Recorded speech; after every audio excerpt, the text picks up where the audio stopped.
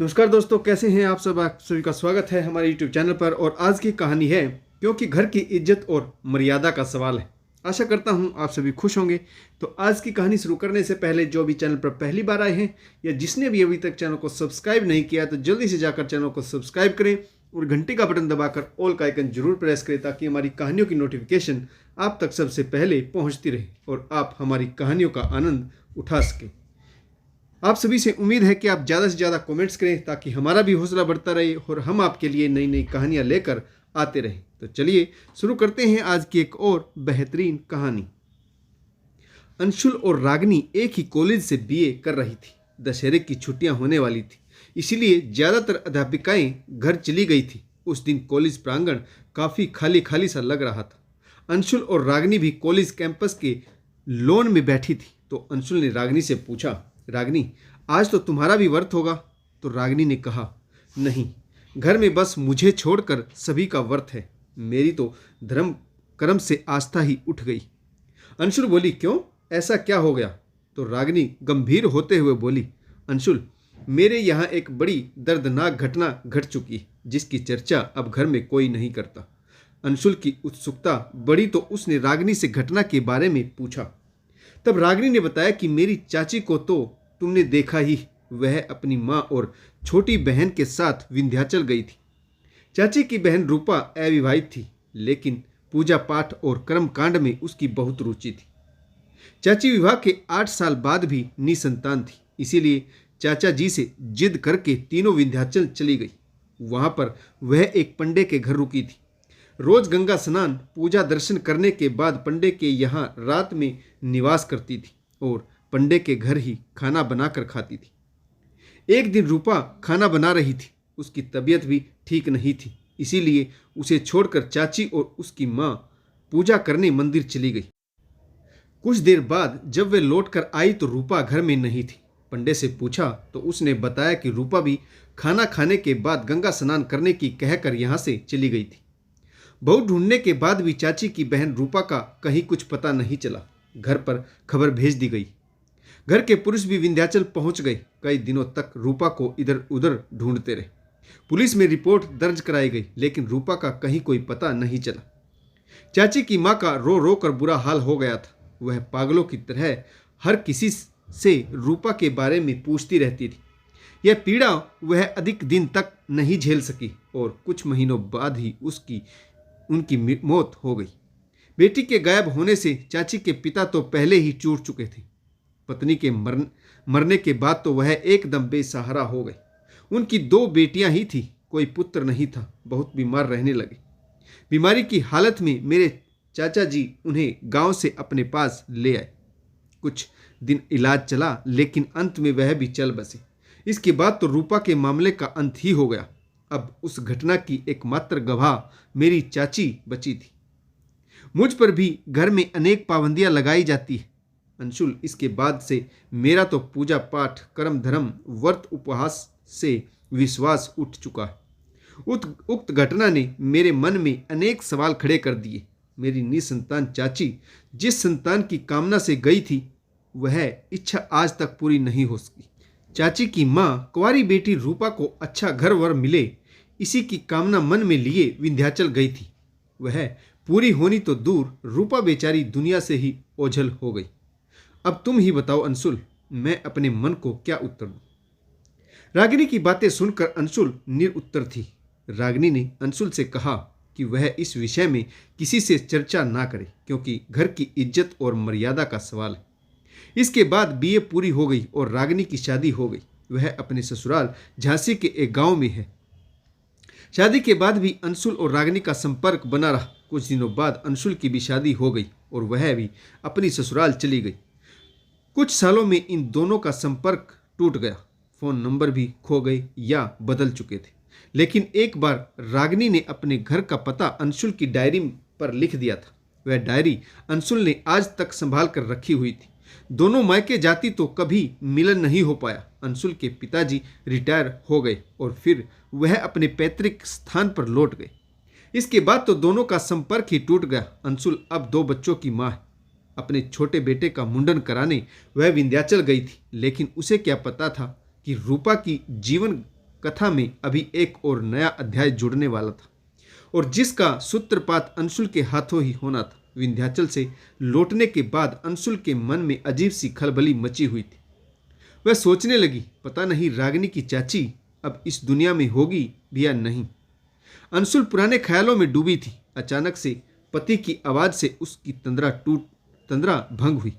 अंशुल का पति बोला, मैं पिछले 5 मिनट से तुम्हें देख रहा हूँ। तुम पुरानी किताबों और डायरी में न जाने क्या तलाश रही हो।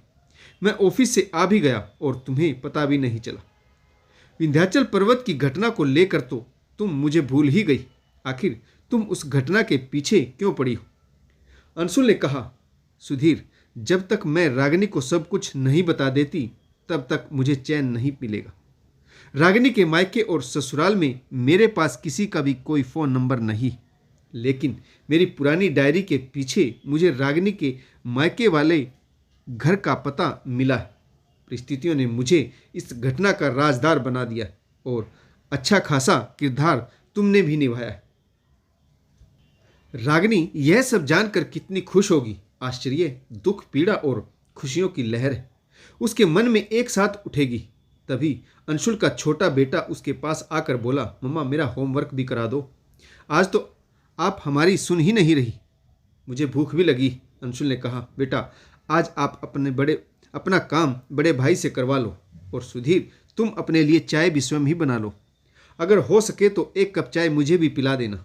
अंशुल रागिनी के घर का पता और कॉपी पेन लेकर टेबल पर बैठ गई। वह एक सच्चाई जो काल्पनीय थी और जिसकी सूत्रपात अंशुल बनी थी, अपनी सहेली रागिनी को लिखना चाहती थी। सुधीर हंसते हुए बोला, बेटे आज हमें अपने काम स्वयं ही करने होंगे। लगता है खाना भी मुझे ही बनाना पड़ेगा। तुम्हारी मम्मी अपनी पुरानी सहेली को पत्थर लिखने जा रही, जो शायद सुबह जाकर पूरा होगा। यह कहते हुए सुधीर दोनों बच्चों को अपने साथ दूसरे कमरे में ले गया और अंशुल पत्र लिखने में व्यस्त हो गई। स्नेहमयी रागिनी, मधुर स्मृति, इतने लंबे समय बाद मेरा पत्र पाकर तुम अचंभित होगी, साथ ही रोमांचित भी। बात ही कुछ ऐसी है जो अकाल्पनीय होते हुए भी सत्य है। अच्छा तो बगैर कोई भूमिका साधे मैं सीधे मुख्य बात पर आती। हम अपने छोटे बेटे टिंकू का मुंडन कराने पूरे परिवार के साथ विंध्याचल गए थे। शायद मेरे यह वाक्य तुम्हारे दिमाग में खलबली मचा देंगे और एक पुरानी तस्वीर का खाका भी खींच देंगे। परिस्थितियाँ कुछ ऐसी बनी। टिंकू का मुंडन कराने के बाद हमारा मन हुआ कि इतनी दूर आकर 1-2 दिन विंध्याचल की वादियों के नज़ारे देखे जाए। इसीलिए हम वहाँ पर दुर्गा प्रसाद पांडे के यहाँ ठहर गए। घूमने के लिए हमने एक टैक्सी कर ली। दुर्गा प्रसाद पांडे का लड़का, जिसका नाम भानु था, उम्र लगभग 13 बरस। दुर्गा प्रसाद पांडे का लड़का हमारे साथ घूमने जाने की जिद करने लगा। सुधीर ने पंडे से इजाज़त मांगी तो थोड़ी ना नुकर करने के बाद उसने बच्चे को हमारे साथ घूमने भेज दिया। हम माता के दर्शन करने के बाद नाश्ता करने लगे। मैंने सुधीर से कहा, ऐसी वादियों में पिकनिक मनाना बहुत अच्छा लगता है।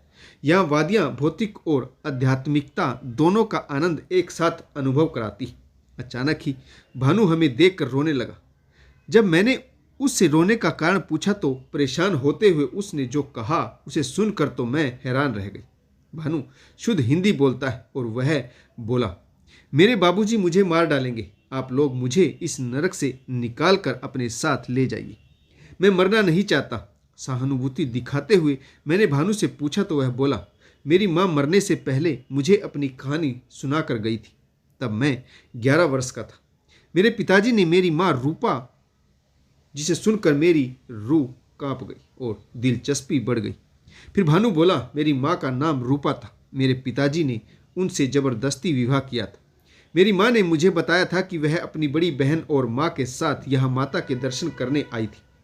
जब माँ और बड़ी बहन मंदिर चली गई तो मेरे पिताजी दुर्गा प्रसाद ने मेरी माँ को पता नहीं क्या सुंघाया और फिर उन्हें एक पुराने खंडर में ले जाकर बांध दिया।